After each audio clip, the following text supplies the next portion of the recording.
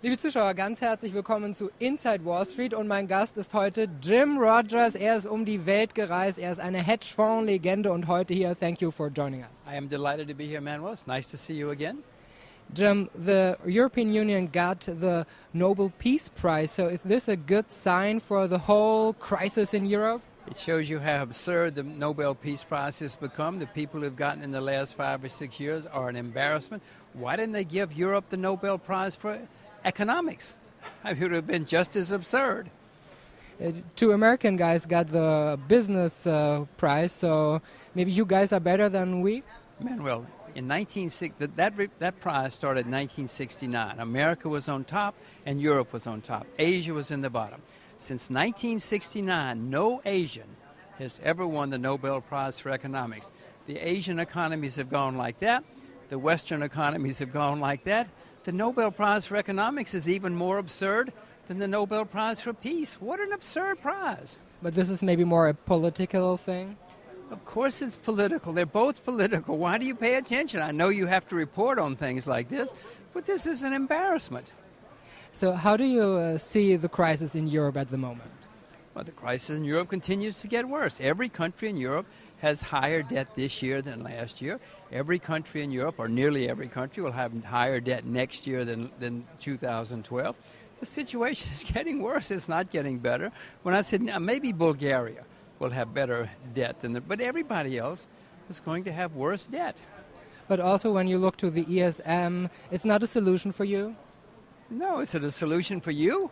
A higher debt from every country in Europe? That's not a solution. Manuel, the solution to too much debt is not more debt. That's not the way you solve this problem. Should we solve all these banks in Spain and everywhere? Well, we should. The ones that are bankrupt should go bankrupt. That's the way economics is supposed to work. You can try to continue to prop them up. The Japanese have done this for over 20 years. They have 2 lost decades. Europe's going to have a lost decade. America's going to have 2 or 3 lost decades. This is not going to work. But when the banks are going bankrupt, maybe the whole financial system is going bankrupt or... But, Manuel, we've had banks go bankrupt for hundreds of years. It's not the end of the world. It hurts for a while. You clean out the system and you start over. But continuing to pile up more and more and more debt is not... Eventually, the whole thing will collapse. I had rather take some pain now than take worse pain in 3 years or 4 years. The Scandinavians in the early 90s had this problem. They had a horrible time, had a terrible 2 or 3 year period, but since then they've boomed. I'd rather do it that way than this way.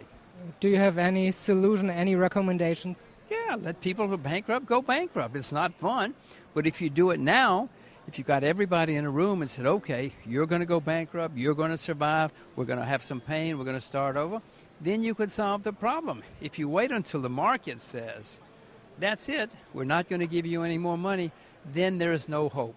Then everything collapses and it gets much worse than doing it this way. Should a country like Greece also go bankrupt? Of course, they are bankrupt. What do you mean should they go bankrupt? They already are bankrupt. They've been spending money they didn't have for a long, long time. And many people that are bankrupt. You don't solve the problem of bankruptcy by giving them more debt. That does not work. Let's have a look to the U.S. economy. We saw some economic data becoming better, like the unemployment rate, but is this only like a trick before the elections? And well, as we've talked before, there's an election in November of 2012 in America. Of course there's going to be good news. Whenever there's an election, politicians put out good news. Germany has an election next year. I promise you there's going to be more and more good news. That's the way. South Korea has one now. There's a lot of good news. Whenever there's an election, somehow good news comes along because politicians like to keep their jobs. This is the way it works. In December or January, the news will be revised. It'll start over, but by then the election's over. So in the end, Obama has a good team and he will win?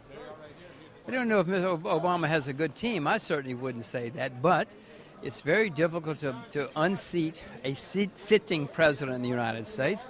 The Republicans have only been able to do that once in the past 100 years. So I would, if I were a betting man, and I'm not, I would bet on Mr. Obama. But things can change. there are these prejudices that all these guys here on Wall Street are Republicans and vote for Romney. So what do you think? Are these people here more conservative? Are you more conservative? Manuel, I will not vote for Mr. Obama or Mr. Romney. I will vote for a protest vote because both of them are hopeless as far as I'm concerned. So I had rather vote for the protest. I'm not going to waste my vote on a Democrat or Republicans. Both of them are useless. Both of them are they cause the problems. Why should I vote for them?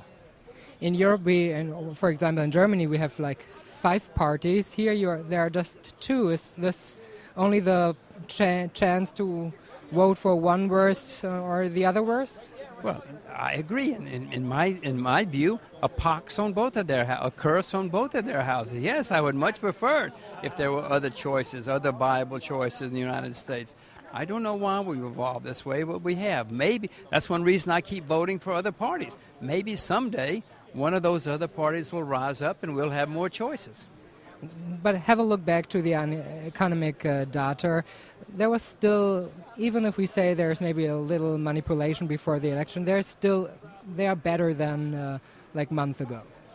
Well, the reported numbers are better than a month ago. I don't pay too much attention to them because these numbers, first of all, always look backwards. Markets look forwards. And second, the numbers are always revised. There's never been a number that wasn't revised to later. Why do you bother? When the real numbers come out, if they're real, it's already 3, 4, 5 months later. It's not relevant to the market. The market is looking ahead. The market is not looking back. So we have to look into the future, and this view is not so good? If you want to be a successful investor, you have to look to the future. The future that I see for many things is not so good. I don't think the future is so good for stocks. The future is good for some things, but not for stocks. When Jim Rogers is looking into the future, what are you seeing? I see great things for agriculture. I see wonderful things. Some countries are going to have a very good time in the future. I'm afraid America and Europe are not among those countries. You talked, for example, about Russia. Which countries do you see in the future? Well, I'm more optimistic about Russia because Russia has huge natural resources, and it looks as though they're starting to be properly managed. Wildly optimistic about Myanmar, optimistic about North Korea. There's some Angola. There's some countries out there where good things are going on. Unfortunately, in the West, we have all these countries that are deeper and deeper and deeper into debt. That has never worked. That has never worked. And piling up more debt. America is the largest debtor nation in the history of the world. In the history of the world, man. That is not good to pile up more and more debt. This is going to end very badly. When we talk about countries like Russia, like Angola, what would you do there? How would you invest? Well, I'm looking for investments in Russia. I don't know if I will find any. Unfortunately, most of the listed companies in Russia are energy companies. Well, that's not a way for me to make money. I already know about it. But I'm trying to find things that most people don't know about. I don't know if I'll find them. I'm looking maybe the ruble. I'm thinking about buying the currency. I have not found anything yet. Maybe Russian bonds. I don't know. I'll let you know when I find something. So next time we are talking about this. What about gold? Last time you said, don't sell your gold. Right. I wouldn't sell my gold now. The thing about gold is that at the moment, there are a lot of in America, they publish every week. The government publishes the numbers, and the speculators have been buying a lot of gold. Nearly always you do the opposite of what speculators have done.